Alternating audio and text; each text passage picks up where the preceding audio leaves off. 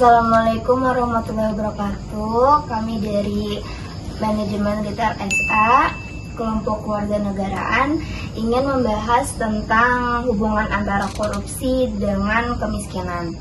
Nah, di sini kita kedatangan narasumber-narasumber mahasiswa dan mahasiswi Unindra, yaitu Ratu Endah Kusumawati dengan Muhammad Rizky. Oke.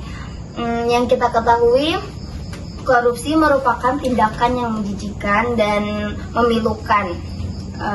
Tindakan korupsi salah satunya adalah kasus bantuan sosial atau bansos Presiden pada masa pandemi COVID-19 pada saat itu di tahun 2020 di Jabodetabek. Pada Kementerian Sosial, tindakan korupsi salah satunya adalah kasus bansos, bantuan sosial pada masa pandemi COVID-19 Jabodetabek pada Kementerian Sosial tahun anggaran 2020 mencapai 125 miliar. Nah, untuk saudari Endah nih, bagaimana tanggapan saudari Endah mengenai kasus COVID-19 pada masa itu? Tanggapan saya sih pada saat itu ya memang sangat sulit sih, serba sulit pada masa itu, dan sangat berdampak mungkin buat keluarga yang lain juga, termasuk keluarga saya juga. Pada saat itu saya sedang bekerja waktu kan ya. Terus karena terjadinya COVID itu saya terkena PHK. Oh iya, benar. Nah, terus ekonomi di keluarga saya juga sangat mulai menurun dikarenakan memang sudah mulai banyak yang di PHK. Terus mencari pekerjaan juga susah pada saat itu. Kayak untuk pendaftaran pekerjaan itu harus ada kualifikasinya, harus ada swab. Sedangkan swab itu kan harus pakai administrasi kan, bayar lagi. Terus itu ya apa namanya? Nah kan tadi kan udah diitin dampaknya kan bisa dampaknya tuh ke Ratu Endah itu di PHK dari kerjaan nih, ya kan. Nah setelah itu pemerintah kan ada nih bantuan sosial, ya kan, bansos ini. Nah menurut Endah nih, dengan kasus korupsi yang 125 miliar itu gimana?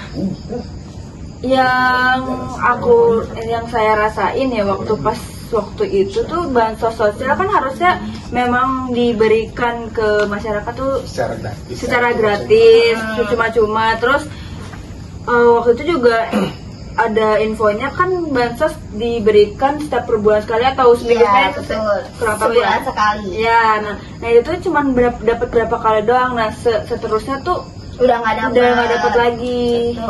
Oke, selanjutnya respon dari saudara Rizky nih, bagaimana penyalahgunaan bansos pemerintahan? Kalau menurut gue ya sangat merugikan ya, karena kan ya namanya korupsi kan memang salah satu kesalahan yang sangat besar ya, apalagi itu dilakuin oleh pemerintah ya kan, yang kita hanya rakyat kecil kayak gini tuh kita yang bisa dia bisa kita mau gimana. Kalau kita angkat tangan kita salah juga, kalau kita berita kita salah. Kalau menurut gue sih ada beberapa masalah yang muncul, kayak distribusi yang tidak merata, terus keterlambatan penyaluran dan dugaan penyalahgunaan atau korupsi dalam pengelolaan bansos. Paling itu sih tadi. Betul, guys.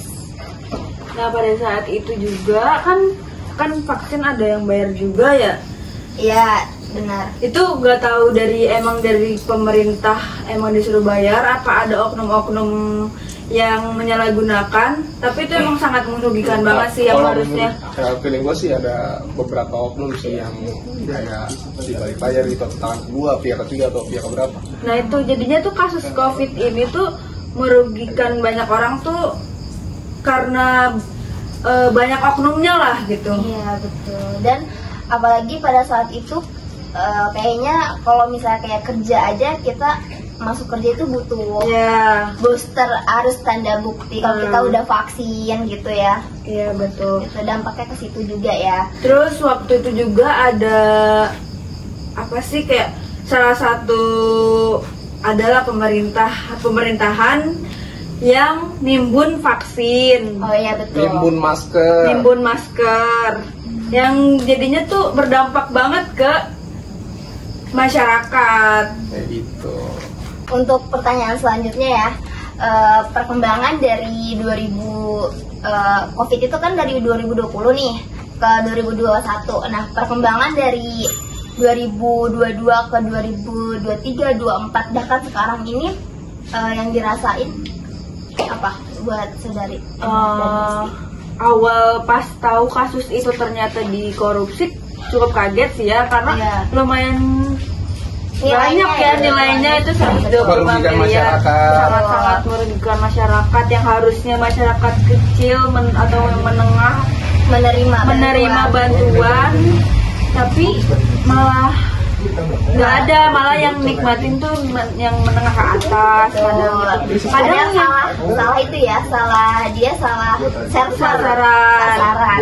Malah yang dapet tuh malah kebanyakan yang menengah ke atas, padahal yang orang bawah nih susah banget pada saat itu ya buat dapetin bansos itu padahal kita yang orang kecil tuh mengharapkan banget, karena di saat itu kan ekonomi memang menurun banget ya. Bagaimana harapan kalian berdua nih jika ada bantuan sosial lagi ke depannya? Mau dari mana? Harapannya sih semoga kedepannya lebih transparan. Terus kalau misalnya nanti ada bantuan sosial, harusnya ada misalnya dari perwakilan RT atau RW-nya itu ada data warganya, misalnya yang emang membutuhkan sama yang nggak perlu gitu. Jadi harus ada observasi ke warga masing-masing. Oh iya betul. Terus untuk saudara Rizky? Kalau dari gue sih simpel ya, yang penting pemerintah adil aja, jangan ada korupsi. Nah jadi itu dia obrolan kita tentang korupsi COVID-19 pada masa. Tambahan buat nanti kalau misalkan ada pelaku korupsi atau pelaku koruptor yang melakukan penyalahgunaan dana, itu dihukum seberat-beratnya ya, agar mereka jera.